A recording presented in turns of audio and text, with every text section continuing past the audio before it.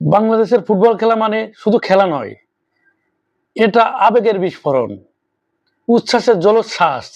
আর সেই আবেগের সবচেয়ে অনন্য প্রকাশ দেখা যায় সাধারণ মানুষের মাঝে, যারা গ্যালারি না পেয়ে গাছের মাথায় উঠে পড়েন, টিকিট না পেলে বাড়ির ছাদকে বানিয়ে ফেলেন নিজেদের ব্যক্তিগত স্টেডিয়াম।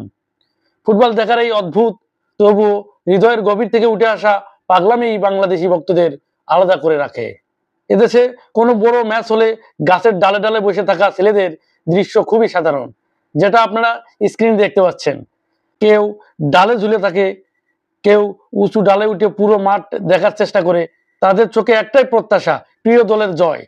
গ্যালারি ভর্তি হলে টিকিট না পেলে তারা গাছকে বানিয়ে ফেলে দর্শক আসন। ঝুঁকি আছে, কষ্ট আছে, কিন্তু আবেগের কাছে সবই তুচ্ছ।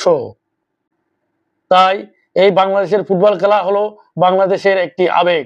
বর্তমানে বাংলাদেশের ফুটবল টিমে প্রবাসী প্লেয়াররা এসে বাংলাদেশ ফুটবলকে অনেক ভালো মানের করে তুলতেছে। তার মধ্যে অন্যতম জামাল ভুঁইয়া, হামজা চৌধুরী, তারেক কাজী, সমিত সোম, ফাহমিদুল হাসান ছাড়াও আরো অন্যান্য প্লেয়ার।